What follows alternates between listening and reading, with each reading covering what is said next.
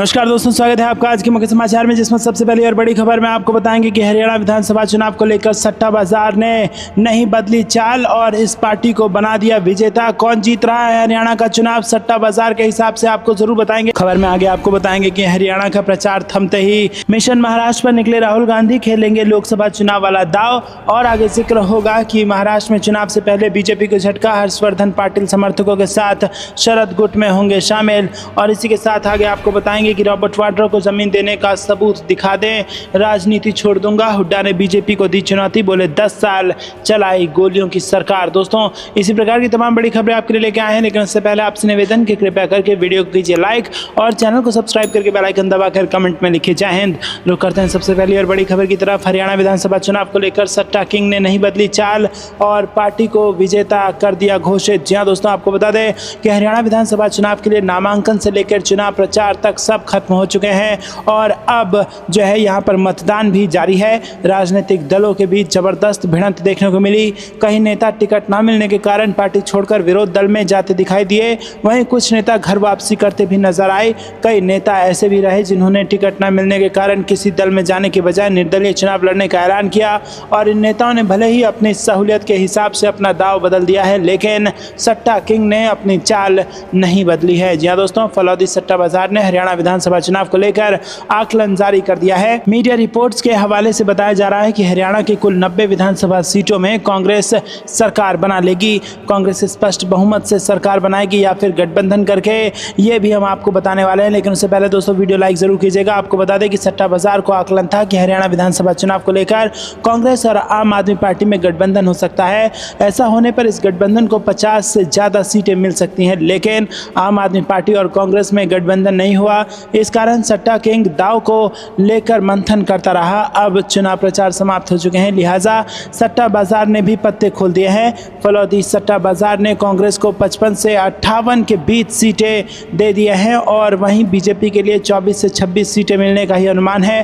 बहरहाल सट्टा बाजार का यह आकलन कितना सटीक बैठता है, यह 8 अक्टूबर को ही पता चलेगा और पल पल की रिपोर्ट आप तक हम जरूर पहुंचाएंगे। चुनाव से जुड़ी सारी खबर बताएंगे, लेकिन उससे पहले जरूरी है कि आप चैनल को सब्सक्राइब करके बेल आइकन दबा कर रखें। रुक करते हैं अगली ब्रेकिंग न्यूज़ की तरफ। हरियाणा में भाजपा की वापसी, रात में सूरज निकलने जैसा, किसान नेता राकेश टिकैत ने दिया यह बयान। जी दोस्तों, आपको बता दें कि हरियाणा विधानसभा चुनाव का माहौल पूरी तरीके से बन चुका है और गरमाया भी हुआ है। 5 अक्टूबर को वोट भी यहाँ पर डाले जा रहे हैं। सभी राजनीतिक दल अपनी रणनीतियों में जुटे हैं, बड़े नेता चुनावी सभाएं कर रहे हैं और किसान मुद्दा प्रमुखता से उभरा है। भाजपा और कांग्रेस दोनों ही जीतने के लिए एड़ी चोटी का जोर लगा रहे हैं। चुनाव परिणाम 8 अक्टूबर को आएंगे, जो स्पष्ट करेंगे कि जनता का मन किस ओर है। भाजपा और कांग्रेस दोनों ही चुनाव मैदान में कड़ी मेहनत कर रही है। पीएम मोदी और राहुल गांधी जैसे बड़े नेता चुनावी सभाएं कर चुके हैं और सभी दल जीतने के लिए सभी कोशिशें कर रहे हैं। दोस्तों, भाजपा को सत्ता विरोधी लहर का डर है। इसका मतलब है कि जनता इस बार भाजपा को पसंद नहीं कर रही है। वहीं कांग्रेस में कुछ बागी नेता हैं जो पार्टी को नुकसान पहुंचा सकते हैं। किसानों का मुद्दा चुनाव में बहुत महत्वपूर्ण है। किसान भाजपा के खिलाफ हैं और कांग्रेस ने किसानों का समर्थन किया है। किसान नेता राकेश टिकैत का कहना है कि इस बार हरियाणा में भाजपा की सरकार नहीं बनेगी। राकेश टिकैत ने कहा कि सरकार किसानों से बातचीत नहीं कर रही है। उन्होंने कहा कि किसान आंदोलन के दौरान बातचीत नहीं हुई। टिकैत का मानना है कि जो नेता किसानों के लिए काम करेगा वही मुख्यमंत्री बनेगा। किसान नेता ने विनेश फोगाट के कांग्रेस में शामिल होने का समर्थन किया और उन्होंने कहा कि यह उनके लिए सही रास्ता है। अगर वो खेल मंत्रालय पाती हैं तो उन्हें युवा खिलाड़ियों के लिए अच्छी योजनाएं बनानी चाहिए। रुक करते हैं अगली ब्रेकिंग न्यूज़ की तरफ। हरियाणा का प्रचार थमते ही मिशन महाराष्ट्र पर निकले राहुल गांधी, खेलेंगे लोकसभा चुनाव वाला दाव। जी हाँ दोस्तों, हरियाणा में गुरुवार शाम चुनाव प्रचार थम गया तो राहुल गांधी की नज़र अब महाराष्ट्र पर है। महाराष्ट्र में विधानसभा चुनाव की घोषणा में अब ज़्यादा दिन का समय नहीं रह गया है। राहुल गांधी कोल्हापुर से चुनाव प्रचार की शुरुआत कर देंगे।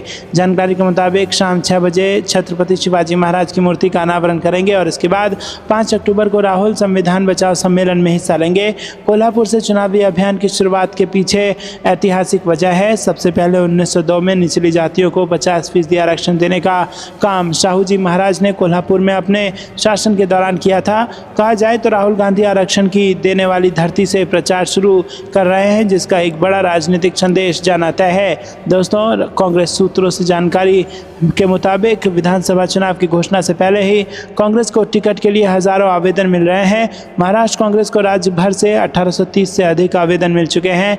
ज़्यादातर टिकट आवेदन विदर्भ और मराठवाड़ा क्षेत्रों से मिल रहे हैं। इन इलाकों में दलित, मुस्लिम और मराठा कांग्रेस और अघाड़ी का समर्थन कर रहे हैं। अब तक मिली जानकारी बताती है कि कांग्रेस 288 में से 100 से 110 सीटों पर चुनाव लड़ सकती है। रुक करते हैं अगली ब्रेकिंग न्यूज़ की तरफ। महाराष्ट्र में चुनाव से पहले बीजेपी को झटका, हर्षवर्धन पाटिल समर्थकों के साथ शरद गुट में होंगे शामिल। जी हाँ दोस्तों, महाराष्ट्र भाजपा नेता हर्षवर्धन पाटिल ने शुक्रवार को घोषणा की है कि वो अपने समर्थकों के साथ एनसीपी में शामिल होंगे। इससे एक दिन पहले उन्होंने मुंबई में पार्टी प्रमुख शरद पवार से मुलाकात की थी। मुलाकात गुरुवार को पवार से दक्षिण मुंबई में उनके सिल्वर ऑक्स आवास पर मुलाकात की और इसके बाद आपको बता दें कि उन्होंने दावा किया कि शरद पवार ने उनसे उनकी पार्टी में शामिल होने और विधानसभा चुनाव लड़ने का आग्रह किया है। महाराष्ट्र में विधानसभा चुनाव अगले महीने होने की संभावना है। रुक करते हैं कि ब्रेकिंग न्यूज़ तरफ। रॉबर्ट वाड्रा को जमीन देने का सबूत दिखा दें, राजनीति छोड़ दूंगा। हुड्डा ने बीजेपी को दी चुनौती, बोले 10 साल चलाई गोलियों की सरकार। जी हाँ दोस्तों, आपको बता दें कि पूर्व मुख्यमंत्री भूपेंद्र सिंह हुड्डा ने भाजपा के तीखे सवालों का जवाब करनाल में दिया। उन्होंने कहा कि भाजपा ने 10 वर्ष प्रदेश में लाठियां और गोलियों की सरकार चलाई है। इस जन विरोधी सरकार के समय में रिकॉर्ड 78 लोग पुलिस की गोली से मारे गए थे। पंचकुला में डेरा प्रकरण के दौरान 40 लोगों की मौत हुई थी, जिसमें सबसे ज़्यादा दलित थे। जबकि भाजपा ने कोर्ट के आदेशों के खिलाफ पंचकुला में लोगों की भीड़ एकत्रित होने दी थी। खुद हाई कोर्ट ने 40 लोगों की पुलिस फायरिंग में मौत पर सवाल उठाए, लेकिन भाजपा किसी का जवाब नहीं दे पाई। उन्होंने चुनाव प्रचार के अंतिम दिन करनाल के होटल नूर महल सभागार में पत्रकारों से बातचीत की। उन्होंने कहा कि भाजपा कांग्रेस के बारे में सस्ती जमीन अधिग्रहण का आरोप लगाती है। रुक करते हैं अगली ब्रेकिंग न्यूज़ की तरफ। पूजा की थाली हुई महंगी, अखिलेश यादव का बीजेपी सरकार पर हमला। जी हाँ दोस्तों आपको बता दें कि उत्तर प्रदेश के पूर्व मुख्यमंत्री और समाजवादी पार्टी प्रमुख अखिलेश यादव ने भारतीय जनता पार्टी सरकार पर जबरदस्त हमला बोला है। नवरात्रि की शुरुआत के साथ ही पूजन सामग्री के बढ़े दामों को लेकर उनका हमला सामने आया है। सपा प्रमुख ने एक न्यूज़ क्लिप को सोशल मीडिया एक्स पर पोस्ट करते हुए भारतीय जनता पार्टी सरकार से एक्शन लेने की बात कही है। उन्होंने कहा कि कम से कम आस्था को तो मुनाफाखोरी और महंगाई के चंगुल से बीजेपी सरकार मुक्त कराए।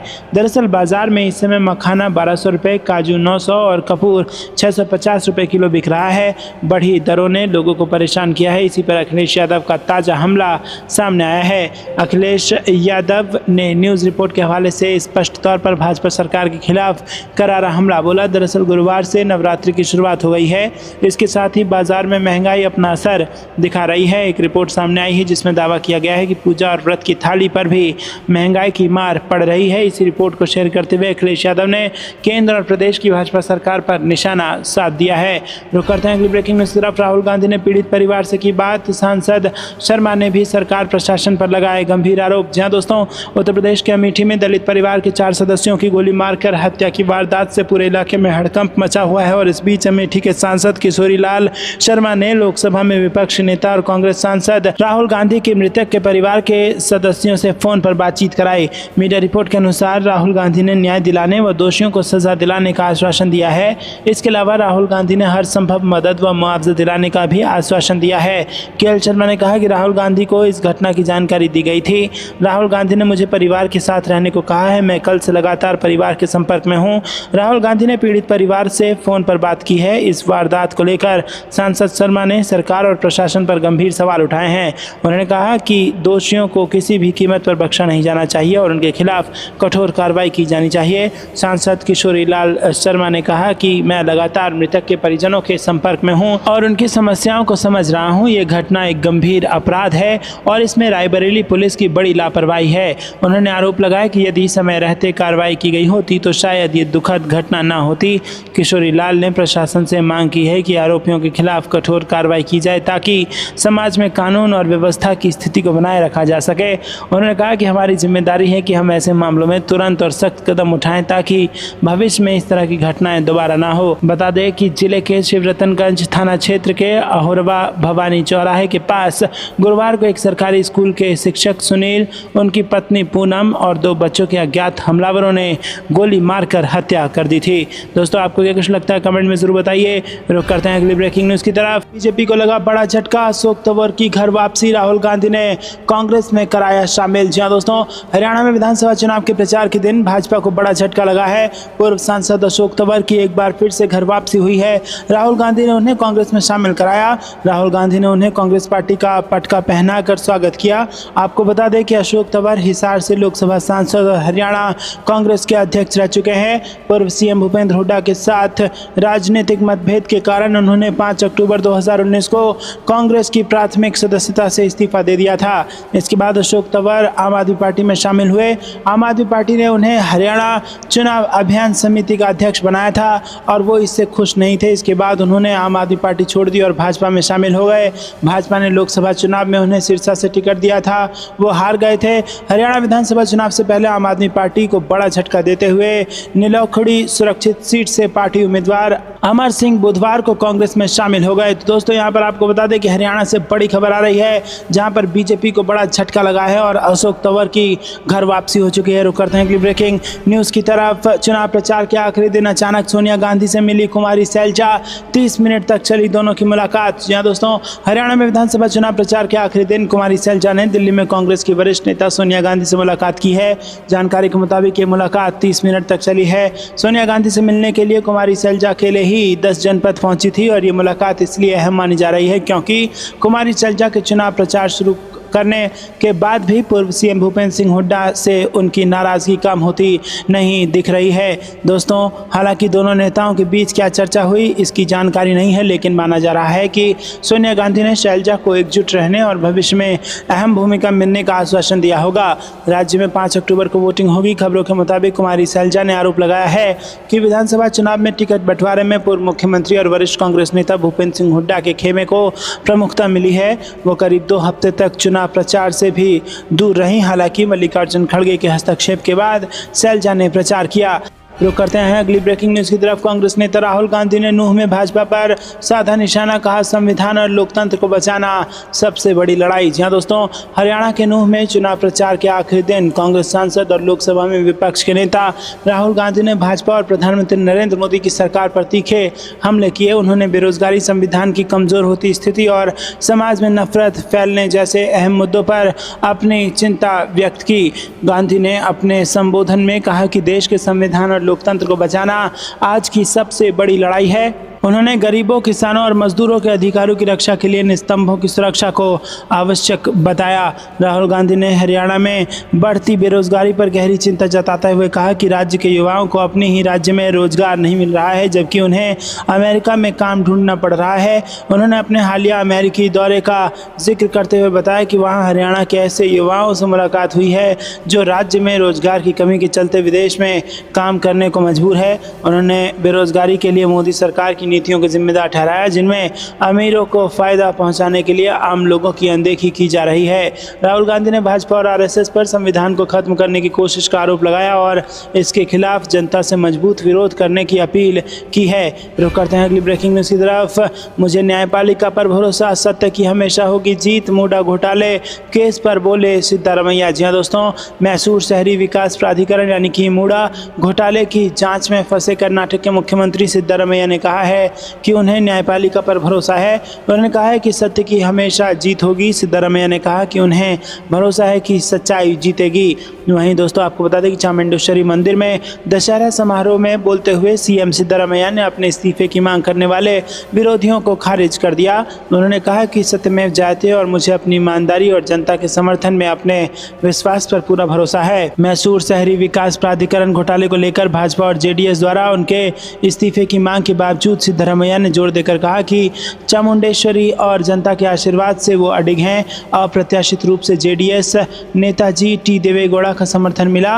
उन्होंने इस्तीफे की मांग की आलोचना की। सिद्धारमैया ने अपने निर्दोषता दोहराते हुए कहा कि अगर उन्होंने कोई गलत काम किया होता तो वो लंबे समय तक राजनीतिक करियर नहीं बना पाते। उन्होंने 2013 से 18 तक मुख्यमंत्री के रूप में अपने पिछले 5 साल के कार्यकाल को रेखांकित किया, जो कर्नाटक के इतिहास में एक दुर्लभ उपलब्धि उपलब्धि है। रुक करते हैं अगली ब्रेकिंग न्यूज की तरफ। यूपी उपचुनाव के लिए सपा निकाल रही साइकिल यात्रा, मिल्कीपुर में नेताजी की बरसी पर होगा समापन। जी हाँ दोस्तों, लोकसभा चुनाव 2024 में पीडीए का नारा सफल होने के बाद समाजवादी पार्टी 2027 के लिए भी अपनी उसी पीडीए की रणनीति पर आगे बढ़ रही है। उत्तर प्रदेश में आने वाले दिनों में 10 सीटों पर उपचुनाव होने हैं, उसको लेकर भी समाजवादी पार्टी अलग अलग जगहों पर पीडीए कार्यक्रम कर रही है, जिसमें इन वर्ग के लोगों को जोड़ने का काम किया जा रहा है। इसी कड़ी में समाजवादी पार्टी में पूर्वांचल में अपने गढ़ आजमगढ़ से संविधान बचाओ पीडीए सामाजिक न्याय साइकिल यात्रा की शुरुआत 2 अक्टूबर गांधी जयंती से की है और ये साइकिल यात्रा कुल 9 दिनों तक चलकर 10 तारीख को अयोध्या के मिल्कीपुर में नेताजी की बरसी पर समाप्त होगी। आजमगढ़ से शुरू हुई यात्रा रोजाना 20 किलोमीटर का सफ़र तय करेगी, जिसमें पहले दिन आजमगढ़ से बलरियागंज जाएगी, दूसरे दिन बलरियागंज से महाराजगंज होते हुए कप्तानगंज जाएगी, तीसरे दिन कप्तानगंज से बुढ़नपुर होते हुए अतरौली जाएगी और चौथे दिन अतरौली से जलालपुर जाएगी। रुक करते हैं अगली ब्रेकिंग न्यूज़ की तरफ। अरबपतियों की सरकार चलाते हैं पीएम मोदी, हरियाणा में बोले राहुल गांधी विचारधारा की लड़ाई लड़ रहे हैं कांग्रेस के शेर। जी हाँ दोस्तों, राहुल गांधी ने आगे कहा कि कांग्रेस एक वैचारिक युद्ध लड़ रही है। एक तरफ संविधान को नष्ट करने की विचारधारा है तो दूसरी तरफ संविधान की विचारधारा है। उन्होंने एक बार फिर कहा कि अमेरिका में हरियाणा के कुछ युवाओं से मिला, वो मुझसे अपनी समस्याएं साझा करना चाहते थे।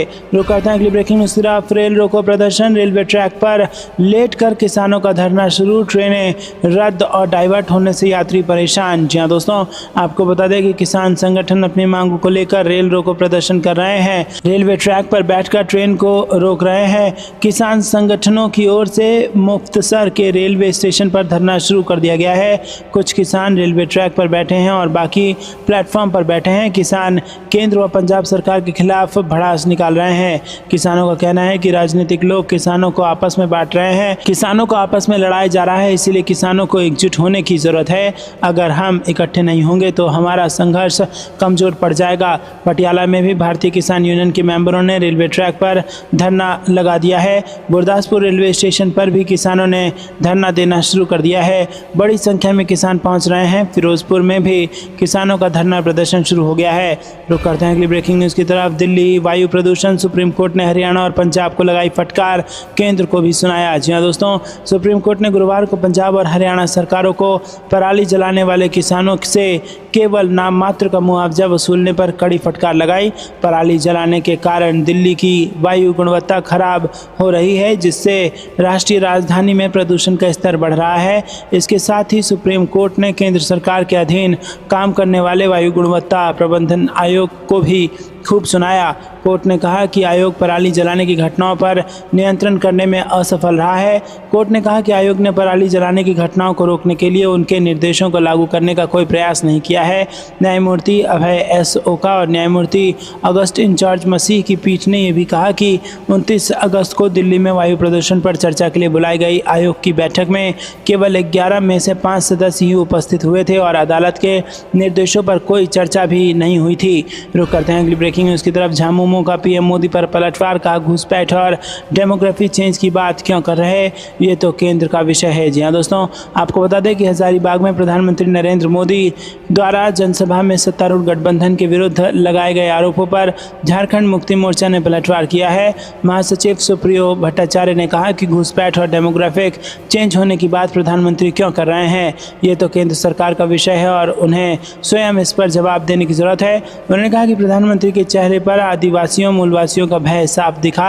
उन्हें आदिवासी मुख्यमंत्री हेमंत सोरेन से डर लगता है, क्योंकि राज्य में इनकी सरकार के दौरान तत्कालीन मुख्यमंत्री और भाजपा के वर्तमान अध्यक्ष बाबूलाल मरांडी और उनके सहयोगी सुदेश महतो ने ओबीसी का आरक्षण 27 से घटाकर 14% कर दिया था। हमारी सरकार ने इसे फिर से 27% करने संबंधी बिल पास कर दिया है। रुक करते हैं अगली ब्रेकिंग न्यूज़ की तरफ। आपको बेरोजगार बनाने वाले बीजेपी के नेता जुलाना की जनसभा में बोली प्रियंका गांधी। जी हां दोस्तों, प्रियंका गांधी ने भाजपा पर तीखा हमला करते हुए आरोप लगाया कि पार्टी ने देश की जनता को बांटा और लूटा है। उन्होंने कहा कि भाजपा सरकार ने बड़े उद्योगपतियों के जेब में जनता के पैसे डाल दिए हैं और जनता को गरीब बना दिया है। अपने संबोधन के दौरान प्रियंका गांधी ने प्रधानमंत्री नरेंद्र मोदी पर निशाना साधते हुए कहा कि वो सच नहीं बोल रहे हैं और जनता को पहचानना पड़ेगा कि सच कौन बोल रहा है। तो दोस्तों, आपको क्या कुछ लगता है कमेंट में जरूर बताइए। वीडियो को लाइक नहीं किया तो लाइक जरूर कीजिएगा। रुक करते हैं अगली ब्रेकिंग न्यूज़ की तरफ। राहुल गांधी का बड़ा बयान, बोले हरियाणा में कांग्रेस का तूफान आ रहा है। कांग्रेस की सरकार 36 बिरादरी की सरकार होगी। जी हां दोस्तों, कांग्रेस नेता राहुल गांधी ने चुनाव प्रचार करते हुए कहा कि हरियाणा में कांग्रेस का तूफान आ रहा है। कांग्रेस की सरकार 36 बिरादरी की सरकार होगी। हरियाणा के 36 बिरादरी के युवाओं को खाली पड़े 2 लाख सरकारी पद न्याय और समानता के साथ भेंट किए जाएंगे। ये बातें लोकसभा में नेता विपक्ष राहुल गांधी ने हरियाणा विजय संकल्प यात्रा के दूसरे दिन मंगलवार को सोनीपत में विशाल जनसभा को संबोधित करते हुए कही। इस दौरान उनके साथ हरियाणा कांग्रेस अध्यक्ष उदय भान, कांग्रेस कार्य समिति के सदस्य सांसद दीपेंद्र सिंह हुड्डा, सांसद सतपाल ब्रह्मचारी समेत कई नेता मौजूद थे। यात्रा सुबह बहादुरगढ़ से शुरू हुई और इसके बाद सोनीपत से होते हुए गोहाना पहुंची। शाम को गोहाना की सब्जी मंडी में विशाल जनसभा का आयोजन हुआ। यात्रा के दौरान लोगों का हुजूम देखने को मिला। स्थानीय लोगों द्वारा जगह जगह फूलों की वर्षा और नारेबाजी कर यात्रा का भव्य स्वागत किया गया। सोनीपत में आयोजित जनसभा के दौरान राहुल गांधी ने भाजपा और छोटी पार्टियों की मिलीभगत को उजागर किया। उन्होंने कहा कि हरियाणा में छोटी छोटी पार्टियां भाजपा की BCD टीम है।